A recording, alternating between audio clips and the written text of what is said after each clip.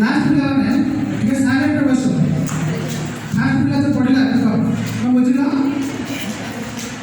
ଶୀଘ୍ର ମିଳିବି ସେ ପିଲା ଏତେ ଲୋକ ଏତେ କଷ୍ଟ କରି ପେପର ପ୍ରେଜେଣ୍ଟେସନ୍ କଲା ପେପର ବନେଇକି ଆଣିଛି ତୁମ ମଜା କରି ଶୁଣ ଟିକେ ଭଲସେ ଶୁଣ ଓକେ ତାହେଲେ ତୁମ ସେମିନାର ସକ୍ସେସ୍ ହେବ okay.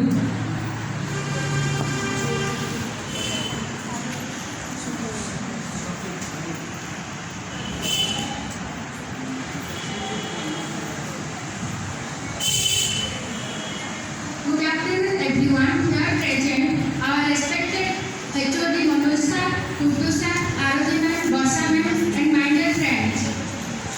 First of all, I would like to thank you sir for giving me this opportunity to present the seminar paper.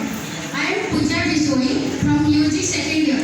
My seminar topic is One Nation, One Election, which is the subtopic of electoral reforms in India and its challenges and prospects. Now, I am going to present my seminar paper.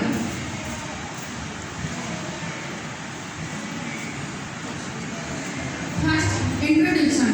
In May 1999, the Law Commission headed by Justice B.P. Sivan Reddy, he said, we must go back to the situation where the elections to Lok Sabha and all the legislative assemblies are held at once. One nation, one election is one of the major mounting concepts in India, which requires a complete change in the structure of conducting elections within India. The elementary idea behind this concept is to conduct a single election for Lok Sabha, state legislatures, and does not include the panchayat election in place of series of elections done in regular intervals.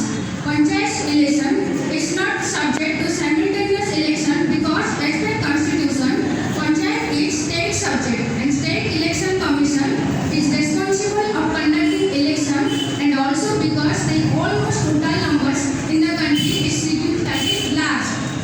The GST is based on the principle of one nation, one tax. The one nation, one curriculum construct is part of the new education policy. The idea of one nation, one election advocates holding the Lok Sabha and all the state legislature elections at the same time. Then after, the idea of one nation, one election. The idea of one nation, one election deals with conducting simultaneous elections for the Lok Sabha and the state assemblies once in 5 years.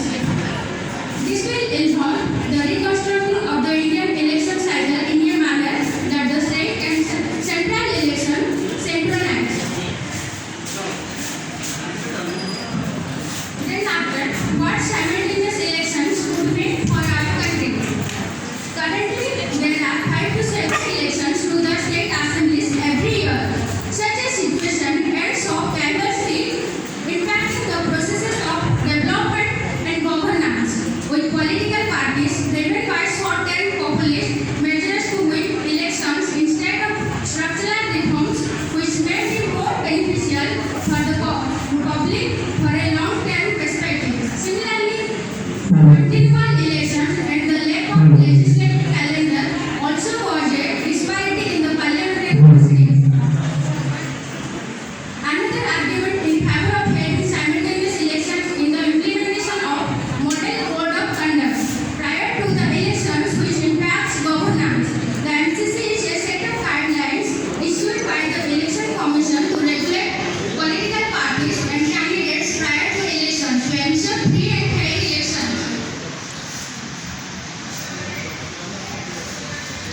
Then after, we will discuss challenges of one nation, one election in India. The first point is